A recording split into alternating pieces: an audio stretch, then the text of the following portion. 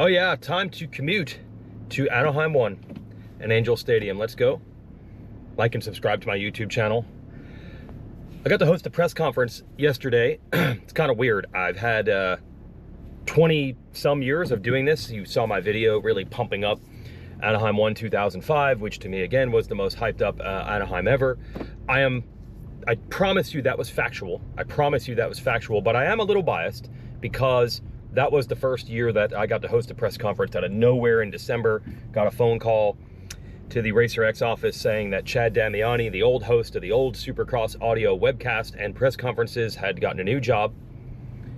Trivia, the job that he got was to write jokes for Ryan Seacrest, so Ryan Seacrest could have more jokes for his AM or FM in the morning radio show. Yes, he became a personal joke writer for Ryan Seacrest, and that opened a job in Supercross. The Supercross people called Davey Coombs, said, do you know anybody that could announce our live webcast? He said, yeah, I got this young guy who announces GNCC. He loves Supercross. He could do it. They sent me to Vancouver, Canada for the final World Round. The World Round was sort of part of the regular AMA Supercross infrastructure back then. Look it up. And I announced Vancouver in December, and they said, you got the job. Anaheim 1 is yours, and you've got to host the press conference for the most anticipated race ever. During yesterday's press conference, I was thinking about this as I was sitting there, thinking about it's been 20 years since that race, and then with myself hosting it, and this is like Eli Tomac or Jet Lawrence or Hayden Deegan. Someone really important is saying something really important, and I'm just sitting there thinking about myself. And I'm like, this is so weird, man. 2005, I had not met my wife. I didn't have kids. My life was so incredibly different than it is now. But I can think back to that press conference and everything seems exactly the same. Anaheim 1 is like that constant in our life. It's that milepost that you remember where you were when you were watching Anaheim or who you're watching it with. You tend to remember who won Anaheim 1 way more than you remember any other winner of any other particular race. For folks like you, hopefully, that have been fans forever and will be fans forever, you have that one constant, usually the weekend after New Year's, this year 1 week later, where you get to think about that. Or for me, I guess now I'm working it and I get to think about that. And I'm like, oh yeah, it's like a take stock of where you are in life moment for all of us that we can build our fandom around. But here's the most interesting part of that. You folks are there every year watching, listening, paying attention. I'm there watching, listening, paying attention, sometimes hosting.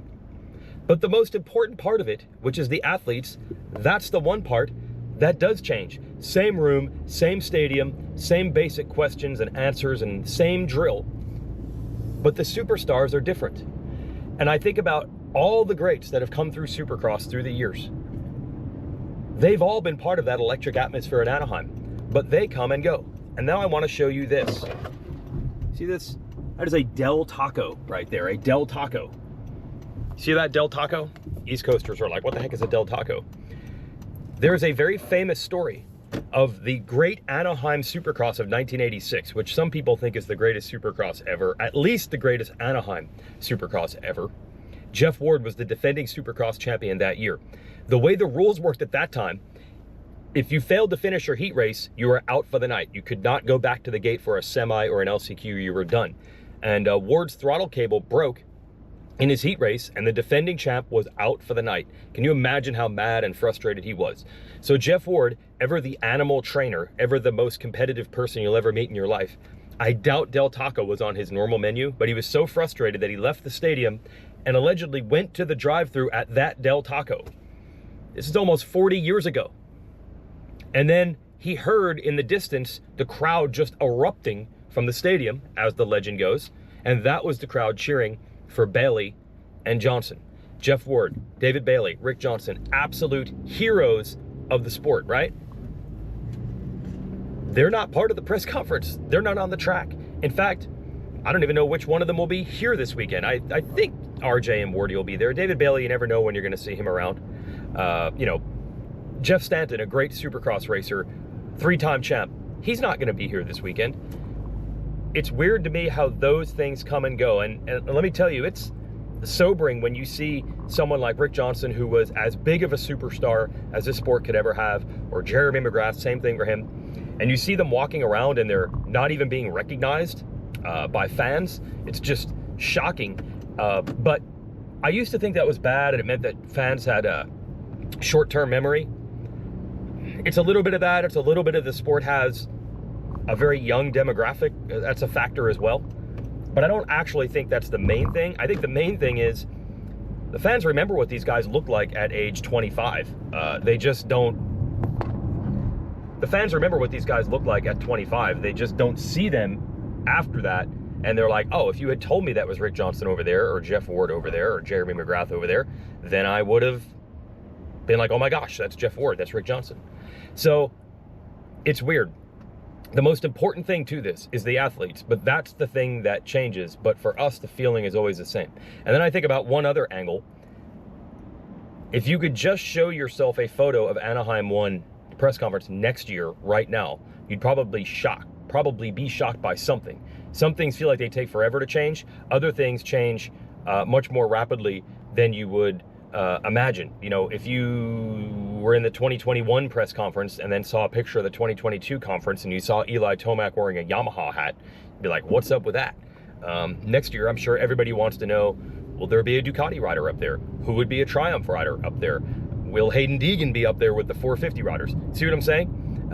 That thing is unchangeable. It's the same building, same room, same stuff, but the part that matters most changes all of the time. Now, as for this year specifically, and these athletes this year, I'm sure you all want to know who's flying at the test track, who's looking good. It's really hard to gauge in the 450 class. The track's pretty tight, so it doesn't really look like anyone's going all that fast. No one looks like they're flying. I think it's going to be a long lap time. And last year we had all this buzz because Jet Lawrence did this 5 quint jump at the end of a rhythm lane headed into the home plate area of Anaheim. And they had to actually change the jump to take that out. You're probably super mad about that or happy about it, whatever. Is it dangerous? Is it safe? Is it you should allow these guys to be Picassos out there and create their own art form? Well, this year there weren't any jumps for the 450s really like that. The 250 class, it was a little easier to get like a look at like some things that riders are doing differently than others. Deegan was jumping some things. He tripled out of that home plate section. If he could get it a little bit cleaner, he could then unlock a totally different rhythm after that. But he only did it once and it was like about 90% right. He didn't quite nail it. So if he could, that would be something a lot different than everyone else. Levi Kitchen was not there. They said he was under the weather, so it's going to be interesting to see how he does today. Hey there, have a good day. Thank you. Yeah, they said no, you still got to go around the top. That is great. There were years where we were getting charged for parking, and we had to go on the MLB app and actually figure it out, and that just said it was going to be $50. Okay, so I'm a lot happier with this. So there's been a lot of talk about Juju Boumer flying at the test track during the preseason. He was actually pretty fast, I heard, even in 1 lap speed at the practice track last year. He said he was still only about 1 year into even training hard in his life at all, and he still didn't have the fitness base or strength last year to do it for more than 1 lap. Now he feels that he can maintain that speed the whole time. If you remember Anaheim 1 last year, he actually hole shot and then went back to, I think, about 6th. So he would like to just hole shot and actually hold on to win this time. A lot of buzz about him, and I'm going to say that he somewhat lived up to it because he looked good yesterday. So that was impressive.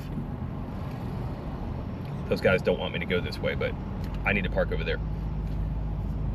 He lived up to it. Also, Cole Davies, Hayden Deegan mentioned Cole Davies as a quote-unquote technique god when we talked to Deegan about a month ago at some preseason events. You watch Davies on a Supercross track and man, he looks good. He has a way of soaking up the landings and the rhythms and everything just looks soft and smooth. He's really good, as Zach Osborne said in the Weed Show, in the pockets. Now, kind of the same thing for Davies as for Boumer last year. Technique and talent is obvious, but that translating into results in a 15-lap race for a rookie doesn't always, or 15-minute race for a rookie doesn't always add up. So we'll see if that actually translates for him. And Deegan jumping the stuff that he was jumping, that really stood out. We will not have RJ Hampshire this weekend. He had a wrist injury. He's not recovered. He'll be back for East. And Kitchen is another contender, but wasn't riding yesterday, so we don't know what we're gonna get. But guess what, folks? We've arrived. We're here. I gotta go all the way around these pits. It's kind of good for the video, right?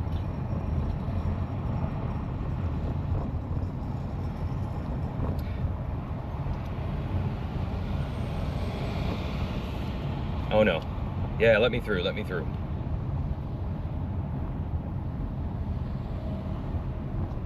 All right, folks, guess what? I'm just giving you the tour of the pits here.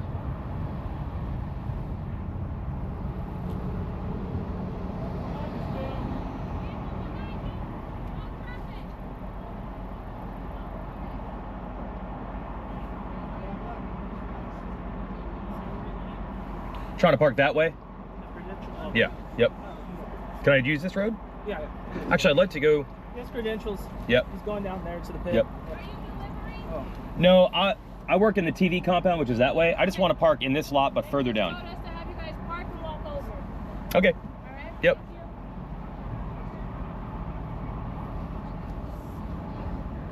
you. Anyway, we're here. Behind me, that's Angel Stadium in Anaheim. It's always going to be electric. The athletes are going to be different, but the basic story and feel to it, we hope, is going to be the same as always. Anaheim is always amazing. Anaheim is something you can mark your calendar personally too in life on. And I'm glad we have it. And everything else that happens in your life around it doesn't really matter when you're here. When you're here, you're here. And when you're here, here is all that matters. Hope you enjoyed the commute.